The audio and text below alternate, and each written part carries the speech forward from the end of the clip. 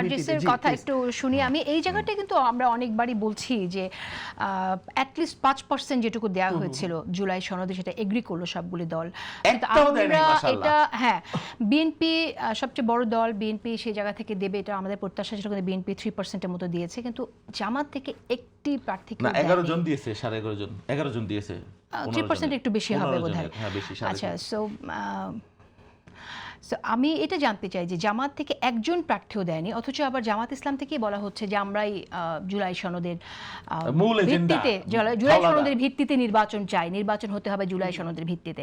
সংস্কারের কথা জামাত ইসলাম এত বলছে, কিন্তু সংস্কারের কথা কিন্তু 5 আগস্টের আগে আমরা জামাত ইসলামের কাছ থেকে শুনিনি সেভাবে। আচ্ছা, এটা হচ্ছে প্রথম কথা কি যে এটার উত্তর জামাত দিতে পারবে, জামাতের যে কেউ দিতে পারবে।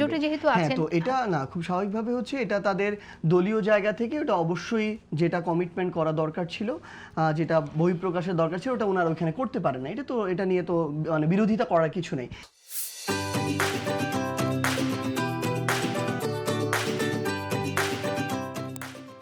একইভাবে এটা বিএনপিও করতে পারে নাই, ওই জায়গায় শুধুমাত্র এনসিপি করতে পেরেছে দল হিসেবে।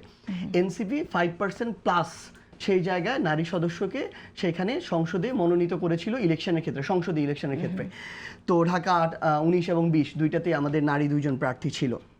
এবং আরেকটা জিনিস কি, ভাই যেটা বললো যে চিটাগংয়ের যে বিষয়টা বললো, দেখেন ওই মেয়র সাহেব, উনি কিন্তু মেয়র হচ্ছে বিএনপির মেয়র, এবং উনি ওনার জায়গা থেকে আওয়ামী লীগের রাজনীতির সাথেও ছিলেন, বিএনপির রাজনীতির সাথেও ছিলেন, এবং যেটা হচ্ছে যে উনি বিএনপি চেয়ারপারসন বেগম খালেদা জিয়ার উপদেষ্টা ছিলেন, এবং সর্বশেষ যে নির্বাচন, এই 26-এর নির্বাচন, উনি কিন্তু বিএনপির প্রার্থীর সাথে সরাসরি রাজপথে থেকে তিনি বিএনপির নির্বাচনে অংশগ্রহণ করেছেন। তো আসলে তখন যদি সমস্যা না হয়, সবাই যদি এটাকে গ্রহণ করে নেয়, ধরেন এনসিপির একজন এমপি হাসনাত আব্দুল্লাহ শুধু তার সাথে দেখা করতে গিয়েছে, এটা কিন্তু ইস্যু করার কোনো মানে হইতে পারে না। তো ব্যাপারটা হচ্ছে এখানে ইস্যুটা কেন করা হয়েছে, আসলে তাদের মনে হচ্ছে যে তিনি যদি আমাদের এমপি ক্যান্ডিডেট হন, তাহলে বিএনপির যিনি এমপি ক্যান্ডিডেট তিনি এটাকে একটা পটেনশিয়াল থ্রেট মনে করছেন, কারণ তার বিজয়ে হওয়ার সম্ভাবনাটা অনেক এখানে কমে যাবে, এবং উনি একজন এনসিপি শক্ত প্রার্থী হবে, সেখানে যদি জোটের আমরা সমর্থন এনে দিতে পারি, সেই জায়গা থেকে তার জিতে আসার সম্ভাবনা অনেক বেশি। দ্যাটস ওয়াই তাদের একটা মানে মদদেই এই একটা মব ওইখানে ক্রিয়েট করা হয়েছিল। কিন্তু একটা জিনিস কি, যখন ধরেন বিএনপির সাথে থাকবে তখন সমস্যা না, বা আমরা আমাদের জায়গা থেকে শুধু কথা বলতে যাব তখন যদি সমস্যা হয়, বিষয়টা খুবই দৃষ্টিকটু। আচ্ছা, এখানে একটি প্রশ্ন আছে, সেটা হচ্ছে যে বিএনপির সাথে যে সময়টা ছিল নির্বাচনী ক্যাম্পেইনে ছিল সেটা আপনি বলছেন, কিন্তু আমি তো জানি যে আওয়ামী লীগের রাজনীতি করেছে এবং দীর্ঘদিন, এবং আওয়ামী লীগের হাসিনার অনেক প্রশংসাও তিনি করেছেন, তাহলে বেগম খালেদা জিয়ার অনেক প্রশংসা করেছেন খুব অল্প সময়ের জন্য যখন তিনি মেয়র হলেন। এটা তো ফ্যাক্ট না, মানে দেখেন আমি তো বলছি আপা, উনি দীর্ঘ সময় আওয়ামী লীগের রাজনীতি করেছেন, এরপরে তিনি এসে বিএনপির রাজনীতি করেছেন, এরপরে রাজনীতি থেকে নিষ্ক্রিয় ছিল, এবং সর্বশেষ নির্বাচনে বিএনপি রাজনীতি করেছেন। তাহলে আপনি দেখেন সর্বশেষ সময়টাতে কিন্তু তিনি বিএনপির সাথেই ছিলেন, এবং এটা নিয়ে আমরা আমাদের জায়গা থেকে যখন দেখি স্থানীয় পর্যায়ে তার ওই গ্রহণযোগ্যতাটুকু আছে, তার জুলাই বিরোধী ওইরকম প্রকাশ্য কোনো অবস্থান ছিল না, সর্বশেষ নির্বাচনের জায়গায় ছিল এটা বলা যায় না, তখনও তাকে আমরা শেখ হাসিনা না, তাহলে সর্বশেষ নির্বাচনে যখন বিএনপির সাথে মানে জাতীয় নির্বাচনে অংশগ্রহণ করলো, তাহলে তখন এটা নিয়ে প্রশ্ন উঠলো না কেন? তখন যদি প্রশ্ন না উঠে তাহলে এখন একজন যদি দেখা করতে গিয়েছে, এটা নিয়ে প্রশ্ন কিভাবে উঠতে পারে? আপনারা তার সাপোর্ট কেন নিলেন এখন, যেহেতু অভিযোগ করছেন সেই জায়গা থেকে? ভাই, স্থানীয় নির্বাচনে আমি ভোট করেছি, আমাকে আওয়ামী লীগের অনেক লোক ভোট দিয়েছে, ভোট তো আমি সবার কাছে চাইতে পারি, সেটা এক জিনিস, আর প্যাট্রোনাইজ করা, প্রমোট করাটা, সেইটার কথা আমরা বলছি।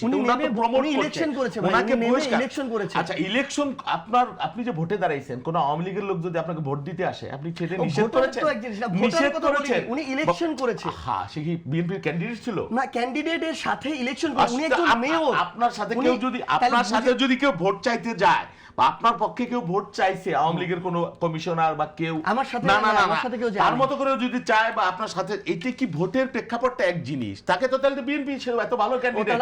আমার কথা শোনেন, আপনি যেটা বলছেন, সার্জিৎ যেটা বলছে, সে তো ভালো ক্যান্ডিডেট, এটা জেনে কি বিএনপি তাকে মনোনয়ন দিয়েছে? বিএনপি কাছে মনোনয়ন তো চেয়েছিল, সে দিয়েছে বিএনপি, কারণ বিএনপি প্রত্যাখ্যান করছে, আপনি তুলে নিচ্ছেন।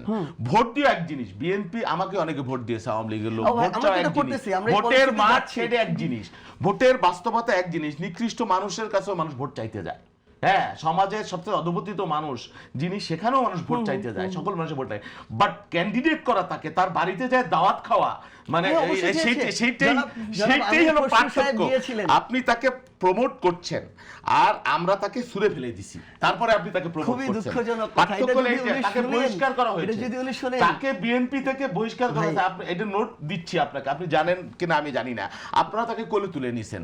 এখন আপনি সারাদিন নতুন বন্দোবস্ত, সততা, ন্যায়, নীতি, জুলাই, এইটা ফ্যাসিস্ট বিরোধী বক্তব্য দিয়ে বেলেন, আর আপনার সকাল থেকে রাত পর্যন্ত টোটাল কাজই জুলাই বিরোধীদের প্যাট্রোনাইজ করা। পার্থক্যটা এখানে বললাম তো, তো সে যখন বিএনপির সাথে নির্বাচন করলো তখন সমস্যা ছিল না। সে আপনার যে শুনেন, বিএনপির সাথে অনেক আগে কম ছিল, এই নির্বাচনে 26 এর নির্বাচনে আপনার যে বিএনপি প্রার্থী ছিল, আপনার যে এমপি প্রার্থী ছিল, তার সাথে একসাথে কাঁধে রেখে নির্বাচন করেছে। আর সর্বশেষ যখন জনাব তারেক রহমান এই নির্বাচনে যখন গিয়েছিলেন, তারেক রহমানের মঞ্চে ছিলেন, আপনি দেখেন, আপনি উনি তো বিএনপি নমিনেশন চেয়েছিলেন, আপনি জানেন। হ্যাঁ, দেন না, মেয়র দিতেন, ফেলে দিছি, মেয়র দিতেন, ফেলে দিছেন, ফেলে দিছি, বহিষ্কার করে দিছি। তাহলে নির্বাচনে কেন ছিলেন সাথে করে? এখন উচ্ছিষ্ট আপনার প্রয়োজন হয়ে গেছে। এটা বিএনপির বক্তব্য এরকম নাকি? বহু লোককে উচ্ছিষ্ট করে দেব ভাই, এটা কি বিএনপির আপনারা বক্তব্য? গ্রহণ করেন, উনি উচ্ছিষ্ট, এটা বিএনপির বক্তব্য 100%।